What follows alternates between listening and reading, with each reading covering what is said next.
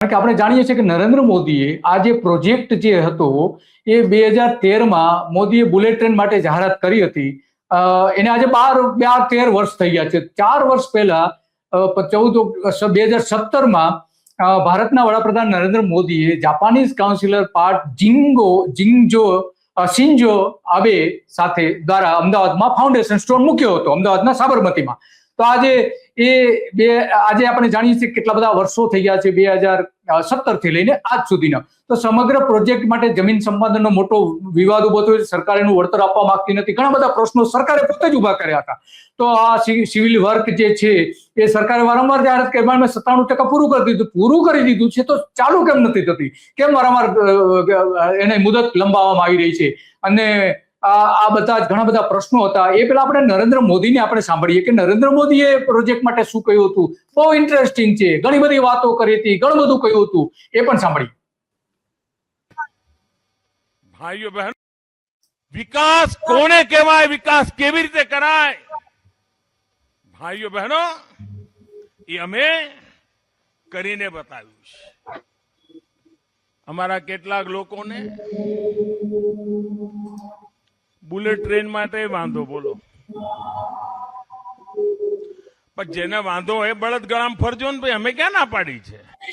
વાંધો હોય બળદગાડામાં ફરજો. તમે તમારા ગજા પ્રમાણે કામ કરો, અમે અમારા ગજા પ્રમાણે કામ કરીએ. ભાઈઓ બહેનો, તમે મને કહો, અમદાવાદ મુંબઈ બુલેટ ટ્રેન બને તો આખો આપણો ભરૂચ જિલ્લો વચ્ચેથી આમ કાપીને ટ્રેન નીકળશે કે નહીં નીકળે? ત્યાં જે કામ ચાલશે મજૂરીનું, આપણા લોકોને રોજગાર મળશે. વડોદરાની અંદર જાપાન દ્વારા ચાલવાની છે અને જાપાનની અંદર જઈને જે ખર્ચો કરવો પડે વગર ખર્ચે આપણા ગુજરાતનો અને દેશનો જવાનીઓ ત્યાં હવે ભણતો થવાનો છે અને આખું આ નવું વિજ્ઞાન શીખવાનું છે. આ રેલવે થશે આવડી મોટી, નવા નવા પુલ બનશે, ક્યાંક જ્યાં લોકોના ઘર હશે તો એલિવેટેડ બનશે. તમે મને કહો, જે સિમેન્ટ, એ સિમેન્ટ આપણા દેશનો હશે કે નહીં હોય? એમાં કામ વધશે તો ભારતના જવાનીઓને ત્યાં કામ મળશે કે નહીં મળે? એમના સમયે પણ આંબા બુલેટ ટ્રેનનો ત્યાં દિલ્હીથી જાહેરાત કરી હતી, પણ જાપાન સાથે તમારી વાત, જાપાનથી 1 લાખ કરોડ રૂપિયા લાવવાનો વાયદો લઈ આવ્યા અને કામ ચાલુ કરી દીધો. 1 લાખ કરોડ રૂપિયાનું મૂડીરોકાણ થાય એનો અર્થ કે આપણું જે દહેજમાં પીસીપીઆર બન્યું છે ને એના કરતા લગભગ 4 ગણું મૂડીરોકાણ થાય. તમે વિચાર કરો, આ એક દહેજ પીસીપીઆરમાં આટલા લોકોને રોજગાર મળે છે, અહીંયા કેટલા બધા લોકોને રોજગાર મળશે એનો તમે અંદાજ કરી શકો છો. તો કેટલા લોકોને રોજગાર મળશે એનો અંદાજ મૂકી શકો છો. આપણા માનનીય વડાપ્રધાન ભરૂચમાં જે એક ચૂંટણી સભા હતી એમાં કહી રહ્યા હતા. તો આમાં મૂળ સવાલ એ છે કે આમાં જે કુલ અત્યાર સુધીના જે એમાં ખરેખર કામ થવું જોઈએ તો એ કામ થયું નથી. રાજ્ય સરકાર જમીન સંપાદનમાં સદંતર નિષ્ફળ રહી હતી અને ભારતમાં સૌ પ્રથમ બુલેટ ટ્રેનને 2023ના અંત સુધીમાં અમદાવાદથી મુંબઈમાં દોડાવવાની યોજના હતી. 2023માં આજે ચાલુ થઈ જવું જોઈએ, એને બદલે 1 લાખ કરોડની બુલેટ ટ્રેન 2 લાખ કરોડ સુધી પહોંચી ગઈ છે. 2 લાખ કરોડ સુધી. અને અનેક અખબારોમાં પણ એના અહેવાલો આવ્યા છે, આપણે આ જોઈ શકીએ છીએ. તો સવાલ એ છે કે 2 ગણું ખર્ચ થઈ ગયું છે અને અલગ અલગ ગુજરાત અને મહારાષ્ટ્રમાં થઈને લગભગ 1025 હેક્ટર ખાનગી જમીન સંપાદન કરવામાં આવી છે અને એમાંથી 5535 કરોડ રૂપિયા માત્ર આટલા જ ચૂકવાયા છે. માત્ર 5000 ખેડૂતોને જ માત્ર એટલા ચૂકવાયા છે. તો આ બધી બાબતો જે છે એ ખરેખર બહુ ગંભીર બાબત હતી. શરૂઆતમાં તો જમીન સંપાદનના વિવાદો, પૈસા ન આપવાના કારણે ખેડૂતોએ વિરોધ કર્યો હતો કે ભાઈ અમારી જમીન તમે લઈ રહ્યા છો તો જમીનનું પૂરતું વળતર તો આપો.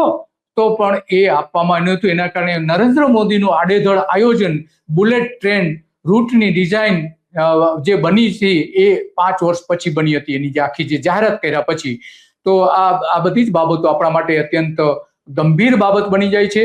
અને ગંભીર એટલા માટે બની જાય છે કે આ જે ખરેખર તો ભૂપેન્દ્ર પટેલના સમયમાં આ બની જવી જોઈતી હતી, પરંતુ એ બની શકી નહીં. આપણે જોઈ શકીએ છીએ કે આ રીતે ભૂપેન્દ્ર પટેલે પણ વારંવાર આ યોજનાઓથી લઈને એની મુલાકાતો લીધી હતી, ડિઝાઇનોની ચર્ચા કરી હતી, બધું જ કર્યું હતું. તો સૌથી પહેલી જે નિષ્ફળતા છે નરેન્દ્ર મોદીની છે, પછી સૌથી મોટી નિષ્ફળતા આપણે કહી શકીએ કે આપણા ભૂપેન્દ્ર પટેલની છે. એમના સમયમાં થઈ જવી જોઈતી હતી, 2023માં શરૂ થઈ જવી હતી, પરંતુ થઈ નથી. જાપાને એની લોન આપી છે. મેક ઇન ઇન્ડિયા પ્રોજેક્ટ ના ધજાગરા ઉડી ગયા છે. ભારત જાપાન વચ્ચે 2017માં 1.08 લાખ કરોડ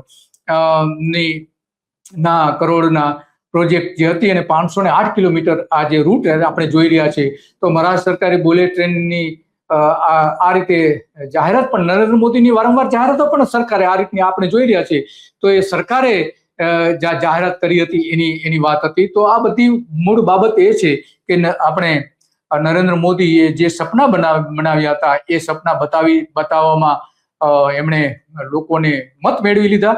અને 21 કિલોમીટર તો આપણે જાણીએ છીએ કે 21 કિલોમીટર તો એનું ભૂગર્ભ ભોંયરું બનવાનું છે. મહારાષ્ટ્રમાં ફ્લેમિંગો અભયારણ્યને નુકસાન થવાનું છે. અભયારણ્યના પણ પ્રશ્નો ઉભા થયા હતા, ઘણા બધા પ્રશ્નો ઉભા થયા હતા, પરંતુ સરકાર એ નિવારવામાં નિષ્ફળ રહી હતી. અને ગુજરાતમાં 1000 હેક્ટર જમીન એક્વાયર કરવાની થતી હતી, તો એ પણ કરવામાં પણ ભારે મોટો વિલંબ થયો હતો. ખેડૂતોએ ભારે વિરોધ પણ કર્યો હતો. ભાઈ, અમારી જમીન લો છો તો અમારે જમીનનો જે બજાર ભાવ છે, બજાર ભાવ તો આપો, કારણ કે અમે એમાં બેસી શકવાના નથી. આ જે બુલેટ ટ્રેન છે એમાં જે શ્રીમંતો છે જ બેસી શકવાના છે.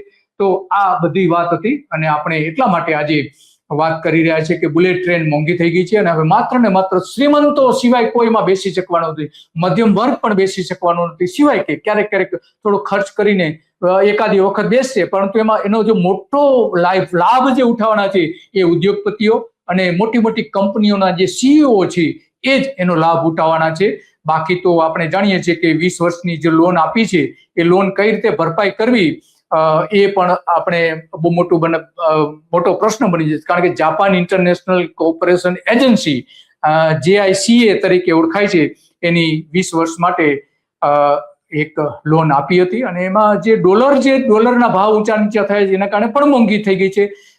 એટલા માટે આ આખી બાબત છે અને આ બધું જ બાબતો આપણા માટે બહુ મહત્વની બની જાય છે.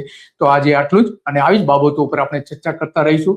અને સરકારની બાબતો જ્યારે પ્રજાના પૈસા વેડફાતા હોય છે ત્યારે, કારણ કે 1 લાખ કરોડનું જયારે તમે ટાર્ગેટ આપો છો ત્યારે અત્યારે 1,86,000 કરોડ તો થઈ ગયા છે અને પૂરી થશે ત્યાં સુધી તો મને લાગે છે કે જે નિષ્ણાંતોને પણ લાગે છે કે તમામ ખર્ચ જ્યારે જાહેર થશે, તમામ પ્રકારનું બધું જ આવી જાય એમાં, તો 2.5 લાખ કરોડ સુધી પહોંચી શકે છે એવી શક્યતા પણ છે. તો બસ આજે ચર્ચા કરતા રહીશું. નમસ્તે.